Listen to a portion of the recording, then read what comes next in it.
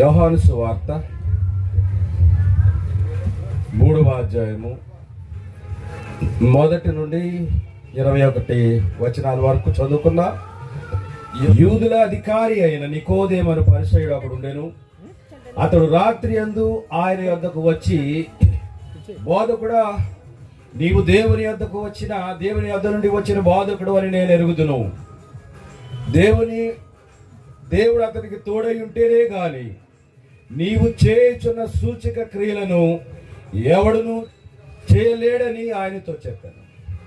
అందుకు యేసు అతనితో, ఒకడు క్రొత్తగా జన్మించితేనే కాని అతడు దేవుని రాజ్యమును చూడలేడని నీతో నిశ్చయముగా చెప్పుచున్నాను అనెను. అందుకు నికోదేము, ముసలివాడైన మనుషుడు ఎలాగూ జన్మింపగలడు? రెండవ మారు తల్లి గర్భమందు ప్రవేశించి జన్మింపగలడా అని ఆయన అడుగగా యేసు ఇట్లనెను, ఒకడు నీటి మూలముగాను ఆత్మ మూలముగాను జన్మించితేనే గాని దేవుని రాజ్యములో ప్రవేశింపలేడని నీతో నిశ్చయముగా చెప్పుచున్నాను. శరీర మూలముగా జన్మించినది శరీరమును, ఆత్మ మూలముగా జన్మించినది ఆత్మనై ఉన్నది. మీరు క్రొత్తగా జన్మింపవలనని నేను నీతో చెప్పినందుకు ఆశ్చర్యపడవద్దు. గాలి తనకిష్టమైన చోటను విసరును, నీవు దాని శబ్దము విందువే గాని అది ఎక్కడ నుండి వచ్చునో ఎక్కడికి పోవునో నీకు తెలియదు. ఆత్మ మూలముగా జన్మించిన ప్రతివాడును అలాగే ఉన్నాడు అనెను. అందుకు నికోదేము, ఈ సంగతులు ఎలాగూ సాధ్యములని ఆయన అడుగగా యేసు ఇట్లనెను, నీవు ఇశ్రాయేలుకు బోధకుడు అయ్యుండి వీటిని ఎరుగవా? మేము ఎరిగిన సంగతియే చెప్పుచున్నాము, చూచిన దానికే సాక్ష్యం ఇచ్చుచున్నాము. మా సాక్ష్యము మీరు అంగీకరింపరని నీతో నిశ్చయముగా చెప్పుచున్నాను. భూ సంబంధమైన సంగతులు నేను మీతో చెప్పితే మీరు నమ్మకున్నప్పుడు పరలోక సంబంధమైనవి మీతో చెప్పిన ఎడల ఎలాగు నమ్ముదురు? మరియు పరలోకము నుండి దిగి వచ్చిన వాడే, అనగా పరలోకములో ఉండు మనిషి కుమారుడే తప్ప పరలోకములకు ఎక్కిపోయిన వాడు ఎవడనూ లేడు. అరణ్యములో మోసే సర్పమును ఎలాగెత్తెను అలాగే విశ్వసించు ప్రతి వాడును నశింపక ఆయన ద్వారా నిత్య జీవం పొందినట్లు మనిషి కుమారుడు ఎత్తబడవలెను. దేవుడు తన వాక్యమును దీవించును గాక. దేవుని పరిశుద్ధ నామములకు స్తోత్రములు. దయచేసి వెనకాల మీకు ఎవరికైనా డెస్ట్ పెంచుకుంటే చైర్స్ ఇక్కడ వేసుకుని కూర్చోండి. ఎవరొస్తున్నారా? వాక్యం వినండి. రాత్రి మనం నేర్చుకున్నాం ఆదికాండం 1వ అధ్యాయం 1వ వచనములో చీకటి అగాధము జలములపై కమ్మి ఉండేది. లోకము చీకటితో కమ్మి ఉన్నది. ఆ సమయంలో దేవుడు వచ్చి తన పలకబడిన మాటను పలికినప్పుడు చీకటి తొలగిపోయి వెలుగు లోకంలోకి వచ్చాను. హల్లెలూయా. యేసుక్రీస్తు శరీరధారి అయి ఈ లోకంలోకి వచ్చినప్పుడు నేను ఈ లోకమునకు వెలుగునై ఉన్నాను అని ఆయన చెప్పాడు. ఆయన వెలుగని చెప్పడమే కాదు కానీ మీరు ఈ లోకమునకు వెలుగై ఉన్నారని చెప్పాడు. ఎందుకు ఆయన వెలుగు అంటే ఆయన నీతి సూర్యుడై ఉన్నాడు. ఆయన కోటి సూర్యుల కాంతితో ప్రజ్వలించు దేవుడై ఉన్నాడు. సమీపింపరాని తేజస్సులో ఆయన మాత్రమే వసించుచు అమరత్వము కలిగి ఉన్న దేవుడు ఆయన. అగ్ని పోలిన నేత్రములు, అపరంజ వంటి పాదములు కలిగిన వాడు ఆయన. ధవళవర్ణుడు, రత్నవర్ణుడు, అతి సుందరుడు, అతి కాంక్షణీయుడు. వేల్పులలో ఆయన అంటే వారు ఎవ్వరూ కూడా లేరు ప్రియుల. అటువంటి దేవాది దేవుని మనం కలిగి ఉన్నాం. ఆయన అంటున్నాడు, మీరు ఈ లోకమునకు వెలుగై ఉన్నారు. దేవుడు నీతి సూర్యుడైండి లోకమునకు వెలుగుగా ఆయన ఉదయించినప్పుడు ఒక గుర్తు ఆకాశంలో వెలిసింది. ఆ గుర్తు ఏమిటో కాదు కానీ ఒక నక్షత్రమై ఉన్నది. నక్షత్రంలో ఉన్న గుణం ఏమిటంటే వెలుగై ఉన్నది. కనుక ఒక జ్ఞానులు 3 బయలుదేరి ఆ యొక్క యూదులకు రాజుగా పుట్టిన వారిని దర్శిద్దాం, పూజిద్దాం, ఆయనను ఆరాధిద్దామని చెప్పి 3 బయలుదేరారు. ప్రవక్త అంటున్నాడు, బయలుదేరిన 3 ఒక ట్రయాంగిల్ కి సూచనగా ఉన్నది. త్రికోణము అనగా దేవుడు 3 విధాలుగా పనిచేశాడు. అది మొదటిలోనే ఉన్నది. ఆ నక్షత్రము 3 రాశుల ఏక కలయికలో ఉద్భవించిన నక్షత్రమైనది. 3 నక్షత్రాలు ఒక రాశిగా వచ్చినప్పుడు ప్రకాశించిన వెలుగు ఆ పుట్టిన బాలుని మీద ఉదయించింది. దేవునికి స్తోత్రం కలుగునుగా. కనుక ఆ యూదులకు రాజుగా పుట్టిన వారి యొక్క జాడ తెలియలేనప్పుడు ఆ జ్ఞానులు మరి ఏం చేయాలని ఆలోచనలో పడినప్పుడు ఆ నక్షత్రమే కదలడం మొదలుపెట్టింది. అది కదులుతూ వెళుతున్నప్పుడు ఆ నక్షత్రం యొక్క ప్రకాశం యొక్క కదలికను వెంబడించి వారు ప్రయాణం మొదలుపెట్టారు. అలా కదులుతూ వెళుతున్న నక్షత్రాన్ని వారు వెంబడిస్తూ వెళుతున్నప్పుడు బాలుడైన యేసు, లోకమునకు వెలుగై ఉన్న దేవాది దేవుడు మానవ రూపములో జన్మించి ఆయన పశువుల పాకలో ఆయన పరుండబెట్టినప్పుడు గొల్లలు వెళ్ళి ఆయన ఆరాధించారు.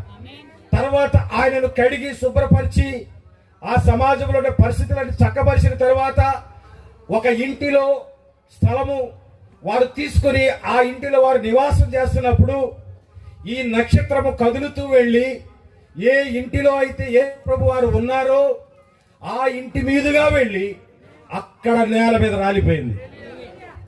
హల్లెలూయా.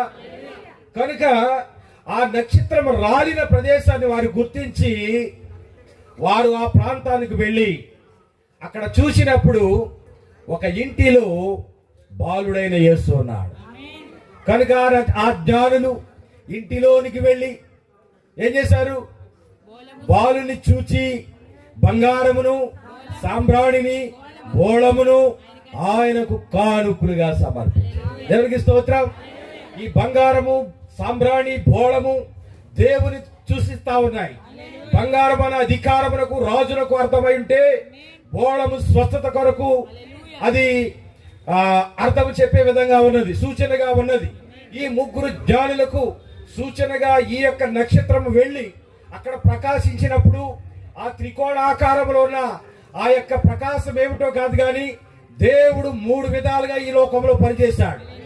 ఏంటా విధానము, ఏంటా విధి అంటే దేవుడు పరమందు తండ్రిగా, భూమి మీద ఆయన యేసు అనే కుమారునిగా, తిరిగి ఆయన పరలోకములకు ఆరోహణమైన తరువాత సంఘమునికి ఇచ్చిన వాగ్దాన ప్రకారంగా ఆయన మళ్ళీ సంఘములో ఇప్పుడు తన ఆత్మ ద్వారా సంచారం చేయించు ఉన్నాడు.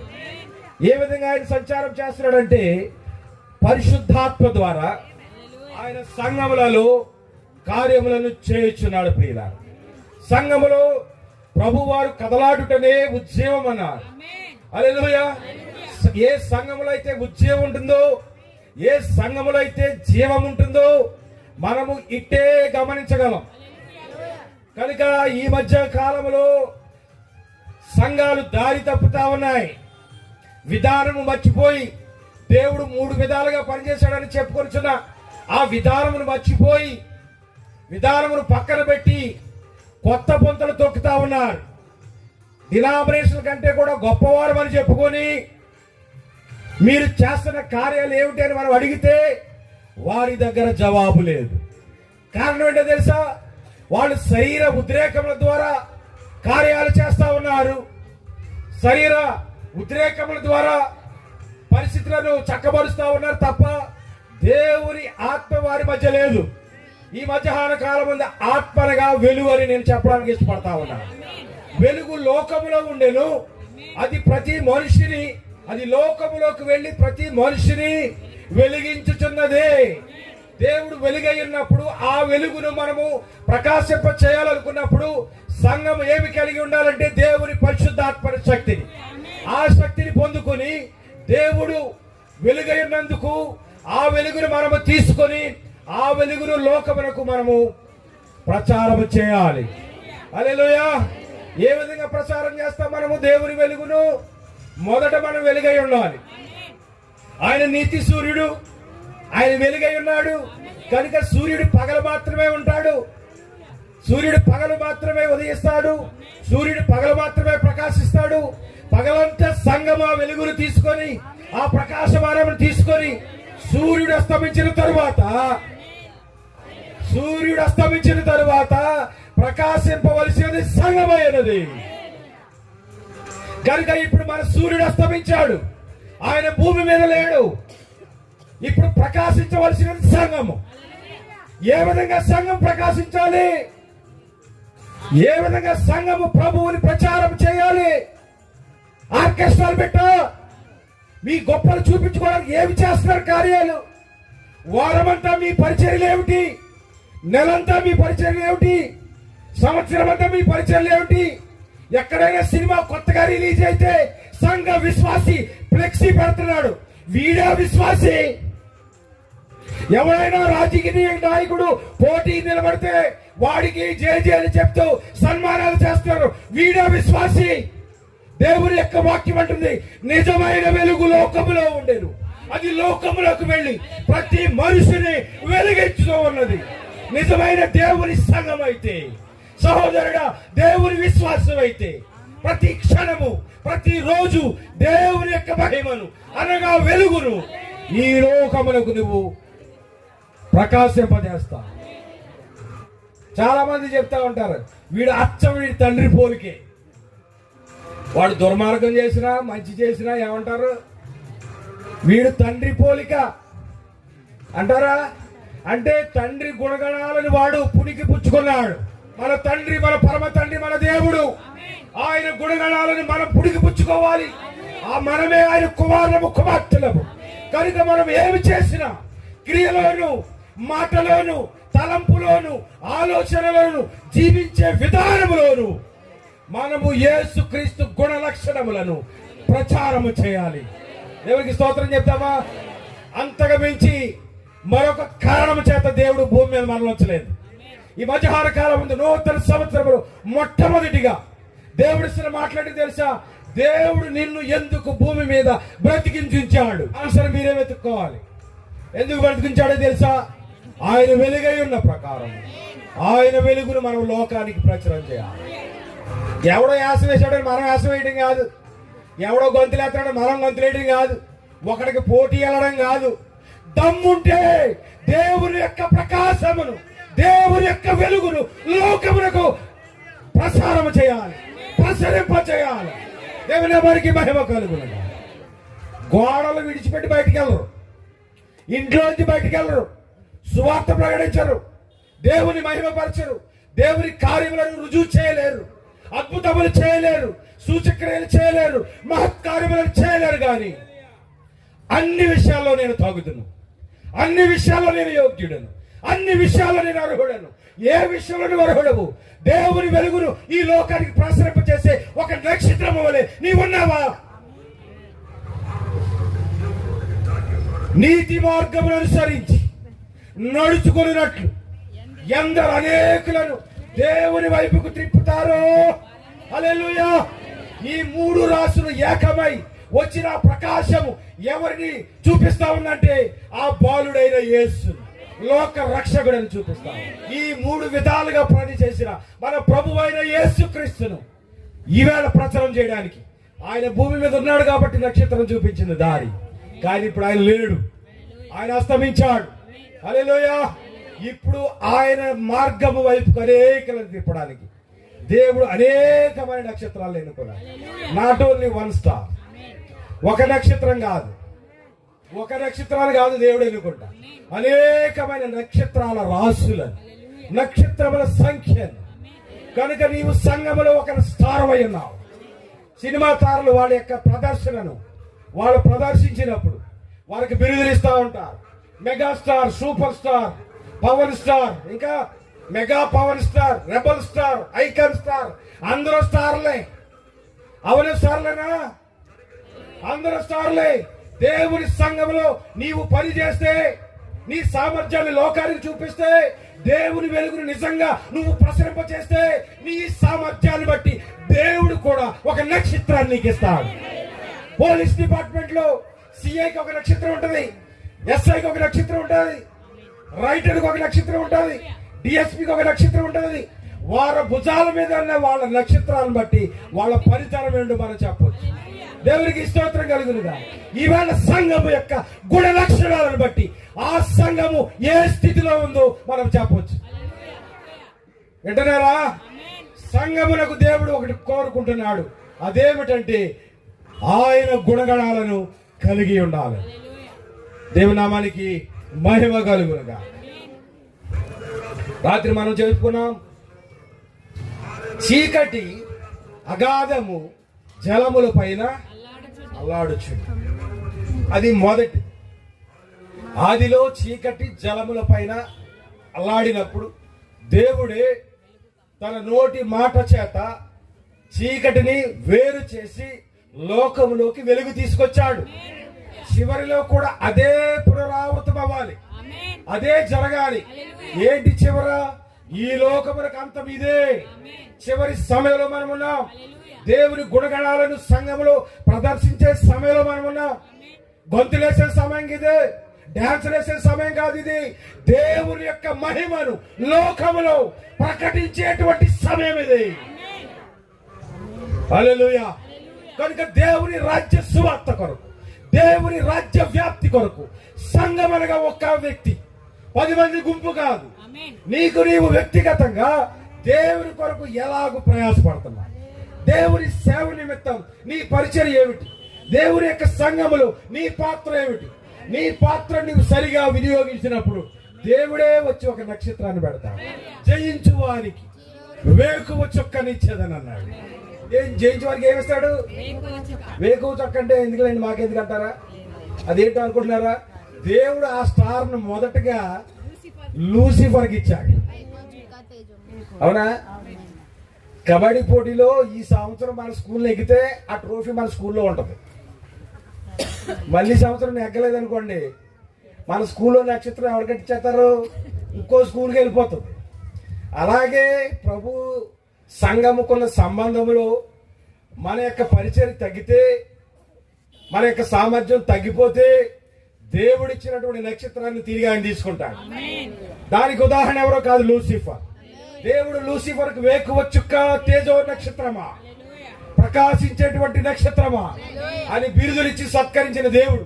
ఎప్పుడైతే దేవుడు బిరుదులిచ్చి సత్కరించినప్పుడు సాతానుకు అహంకారం వచ్చేసింది, గర్వం వచ్చేసింది.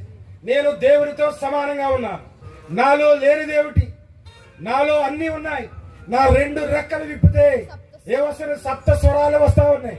సర్వకోటి సైన్యము, దేవదూతల సైన్యము నా మాటకు లోబడుతుంది. ఇంకా నాకు తిరిగే ఉంది అనుకుంది. అంతే, అంతేనా?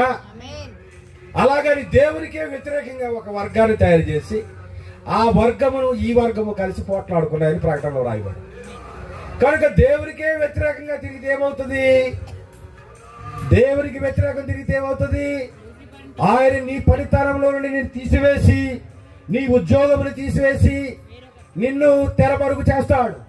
అంతేకాదు కానీ నీవు మంచిగా వాడబడినప్పుడు, దేవుని దృష్టి నువ్వు అనుకూలంగా ఉన్నప్పుడు, దేవుని నువ్వు ఆనందపరిచినప్పుడు, దేవుని నువ్వు సంతోషపరిచినప్పుడు, దేవుని మహిమకరముగా నువ్వు జీవించినప్పుడు ఏవైతే బిరుదులు పేర్లు నీకు ఇచ్చాడో అవన్నిటినీ తీసివేస్తాడు.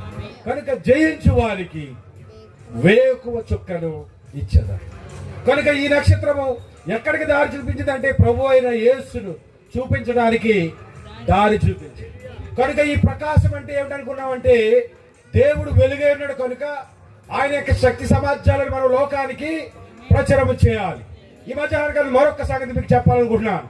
వెలుగు అంటే ఏంటో కాదు కానీ మనలో ఉన్న నిత్య జీవం. ఏంటది? నిత్య జీవం. నిత్య జీవము అంటే ఇది కూడా కొన్ని సంగతులు కూడి ఉన్నాయి. నిత్య జీవము అంటే నిత్యము ఉండే జీవం. అవునా? ఈవేళ మన సహోదరి ఉజ్జమ్మ గారు మరణించారు, ప్రభువునందు నిద్రించారు. కనుక ఆమెలో ఉన్న జీవం ఏమైంది? తీసివేయబడినది. ఇప్పుడు ఆమె శవం అంటారు. జీవం పోతే ఏమంటారు? శవం అంటారు. అదే జీవం ఉంటే ఆ దేహానికి మహిమ, ఆ దేహానికి గౌరవం, ఆ దేహమునికి ఆనందం. అవునా? నీ దేహమును ఎంత గణపరుచుకుంటున్నావో అదే విధంగా నీ పొరుగు వారిని గణపరచమని దేవుని యొక్క వాక్యం చెప్తారు. కనుక దేవుని వెలుగును నిత్య జీవము కలిగి ఆ నిత్య జీవన ఇతరులకు మనం ప్రకటించవలసినప్పుడు మనం ఏమి చూపించాలంటే మన సహోదరుని ప్రేమించాలి. ఏం చేయాలి? సహోదరుని ప్రేమ. లవదీక సంఘకాలనుకున్న గుణ లక్షణం ఏంటో తెలుసా? సహోదర ప్రేమ. అది ఉందా? వర్తమాన సంఘం పెద్ద బోర్డు, మేము తగుదుమని, మేము అన్నింటికి చెందుదామని సిగ్గులేని ముఖాలు వేసుకుని సమాజంలోకి వస్తున్నారు. నిలువున చీరేయాలి వీళ్ళని. ఎందుకో తెలుసా? వాక్యములు గారి వర్తమానం పట్టుకునే యోగ్యత లేదు వాళ్ళకి. ఉందంటారా? ఎవరైనా చెయ్యొద్దండి. ఉందంటే ఇక్కడ ఏం జరుగుతుంది? భజన జరుగుతుందా? దేవుని నామ మహిమార్థమై ఆరాధనే కదా. మరి అక్కడ జరుగుతున్నది ఏంటి? అక్కడ జరుగుతున్నది ఏంటి చెప్పండి? దేవుని ఆత్మ ఉంటే నువ్వు ఆ విధంగా చేస్తావా? దేని కొరకు మీరు ఆరాటపడుతున్నారు? దేని కొరకు ప్రయాసపడుతున్నారు? గొప్పలు చూపించుకోవడానికి, అవునా? కానీ రాత్రి దేవుడు మనతో మాట్లాడాడు. నాకు కలిగిన సమస్త అహంకారము, సమస్త గర్వము, సమస్త క్రోధము యేసుక్రీస్తు పాదముల యొద్ద విడిచిపెట్టాలి. ఈవేళ నేను అలా విడిచిపెట్టాను కాబట్టి ధైర్యంగా మాట్లాడగలుగుతున్నా. అర్థమైందా? విడిచిపెట్టే ఆ గుణం కూడా దేవుడి ఇవ్వాలి. పాత గుండుగులు, పాత చీపుర్లు కూడా నాకు వాటా వస్తుంది అంటున్నానండి. దేవుడి ఆత్మ నీలో ఉందా? ఇంకా ఏం వదలగలుగుతున్నాడు దేవుడి కొరకు? చీపురు చేట కూడా నువ్వు వాటాకి వెళ్తున్నావు అంటే దేవుని ఆత్మ నీలో ఉందా? దేవుని బిడ్డవా? దేవుని సంఘానివా? ఈ మధ్యాహ్న కాలం ముందు దేవుని యొక్క వాక్యం నీతో ఎలా మాట్లాడుతుందంటే, దేవుని కొరకు సమస్తాన్ని వదలాలి. అలా వదిలి వారు ఎవరైనా ఉన్నారా? మోషే వదిలేశాడు, పౌలు వదిలేశాడు. నా మట్టుకైతే బ్రతుకుంటే క్రీస్తే, నా హృదయంలో క్రీస్తుకు తప్ప మరొక వస్తువుకు స్థానం లేదు. కానీ ఈవేళ సంఘానికి ఏముంది? ఏముంది ఈవేళ సంఘానికి? తగ్గింపు ఉందా? అహంకారము, గర్వము. గర్విష్ఠుడా, నేను నీకు విరోధులని దేవుని యొక్క వాక్యం మాట్లాడతా. నువ్వు దేని చేత ఆశ్రయిస్తున్నావో అది నీ యొద్ద నుండి ఒక్క దెబ్బతో తీసేస్తానంటాడు దేవుడు. సగమా జాగ్రత్తగా ఆలకించండి. నేను అతిశయించాలనుకుంటే కేవలం దేవుని కొరకు మాత్రమే. నా అతిశయము నీవే, నా ఆనందము నీవే, నా గర్వము నీవే, నా అహంకారము నీవే. లోకములో ఉన్న అహంకారాన్ని వదిలి దేవుని కొరకు అహంకారిగా జీవించాలి. దేవుని కొరకు రోషము కలిగి జీవించాలి. అలాంటి రోషము కలిగిన దావీదు ఎక్కడికి వెళ్ళినా దేవుని యొక్క వెలుగును ప్రకాశింపజేశాడు. 20 లక్షల మంది ఇశ్రాయేలు ప్రజలు కొండల్లో కోనల్లో దాక్కునుంటే చిన్న బాలుడు వచ్చి అంటున్నాడు. ఏమన్నాడో తెలుసా? అతనిలో దేవుని వెలుగు, దేవుని ప్రకాశము సంపూర్ణంగా, దేవుని ఉద్యమం ఉన్నది. దేవుని కొరకు ఏదైనా చేయాలని తెగుపున్నది. కనుక ఏం చేశాడో తెలుసా? ఒక ఒడిశాల తీసుకున్నా. ఆ ఒడిశాలలో కొన్ని రాళ్లు తీసుకున్నా. ఆ ఒడిశాలు ఏమిటి? ఆ రాళ్ళు ఏమిటి? ఆ 5 రాళ్ళు కేవలం దేవుని కృప అయి ఉన్నది. బళ్ళని తీసుకోలేదు, తుపాకీ తీసుకోలేదు, రివాల్వర్ తీసుకోలేదు, కానీ 5 రాళ్లు తీసుకున్నాడు. ఆ 5 రాళ్లు గోతంలో వేసుకొని బొడ్డులో పెట్టుకొని ఒక ఒడిశాల తీసుకొని మహాబల సూర్యుడైన గొలియాతును ఎదిరించడానికి వెళ్తా అన్నాడు. అంటే ఈ దావీదుకి ఆరాధించడానికి ఏం కావాలి? మట్టి బండలు ఉంటే చాలు. కానీ నీకేం కావాలి? పిఏ సిస్టమ్ ఉండాలి, ఆర్కెస్ట్రా లేకపోతే బెంగ, గోడలు కావాలి, మందిరం కావాలి, లేకపోతే నువ్వు ఆరాధించలేవు.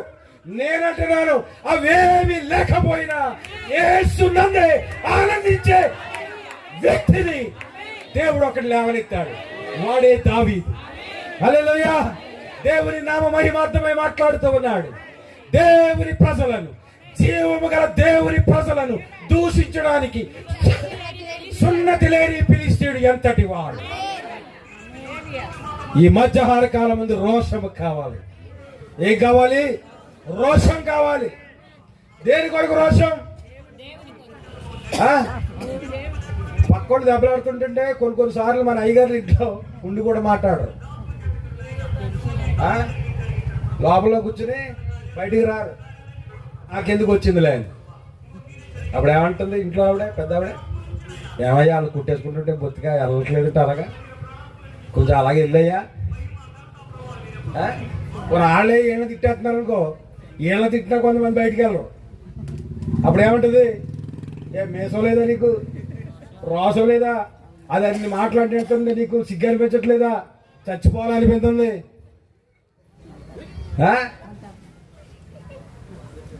ఆ తగ్గింపు చేతకారితనం కాదు, వాడు ఏమి చేయలేక కాదు, సమస్తాన్ని దేవునికి అర్పించాడు. ఒకప్పుడు అతడు రోషం కలిగిన వాడే, ఒకప్పుడు అతడు సూర్యుడే, ఒకప్పుడు అతడు వీరుడే. అతడు వీరత్వాన్ని, శూరత్వాన్ని, అహంకారాన్ని, గర్వాన్ని, క్రోధాన్ని, టోపీని, ఆ చెప్పులను, సమస్తాన్ని కలిగి ఉన్నవాడే. కానీ క్రీస్తు నిమిత్తం వాటినన్నిటిని వదిలేసి, ప్రభువా నాకున్న సమస్తాన్ని ఇదిగో నీ యొక్క కల్వరి శిలువలో నీ పాదాల చెంత వదిలివేస్తున్నాను. ఇదిగో నాకు నేను ఖాళీ చేసుకున్నాను ప్రభువా. నీ ఆత్మ చేత నన్ను నింపు ప్రభువా. నీ కొరకు నన్ను వాడుకో ప్రభువా. హల్లెలూయా. మోసే సమస్తాన్ని వదిలి అరణ్యం అవతలకు వెళ్ళిపోయాడు. సౌలు కూడా తనకున్న సమస్త జ్ఞానాన్ని, సమస్త పలుకుబడిని, సమస్త పేరు ప్రఖ్యాతులన్నిటినీ వదిలి సింహద్వారం అవతలకు వెళ్ళిపోయాడు. ఏముంది గోడ అవతల, సింహద్వారం అవతల, సముద్రం అవతల? దేవుడు దర్శిస్తా. సమాజంలో ఉంటే పెళ్లికి రమ్మని వాడు ఒకడు, భూమి కొనుక్కున్నాను రిజిస్ట్రేషన్లో సంతకం పెడితే కానీ రారా అని వాడు ఒకడు, అవునా? కానీ వీటన్నిటి నుండి కూడా నువ్వేమవ్వాలో తెలుసా? వేరైపోయి ఒంటరి అవ్వాలి. నీ ఒంటరి అయినప్పుడు అప్పుడు దేవుడిని వాడుకుంటాడు, అప్పుడు దేవుడిని దర్శిస్తాడు. ఆ దర్శనాన్ని బండ అని రాత్రి చెప్పుకున్నాం. బండనగా ప్రత్యక్షత. దేవుడు తన బయలుపాటును తన సంగమునకు బయలుపరచుటనే ప్రత్యక్షత అనే బండ అయి ఉన్నది. దేవుడు నిన్ను దర్శించాలంటే, దేవుడు నీతో మాట్లాడాలంటే నీవు అన్నిటికీ దూరం అయిపోవాలి. అలాంటి వారిని దేవుడు కోరుకుంటున్నాడు. ఆ చెంబు నాదే, గిన్నె నాదే, గరిటీ నాదే, తెడ్డి నాదే అంటే నిన్నెక్కడ కోరుకుంటాడు? ఆ తెడ్డిలతోటి సావంటాడు అంతే.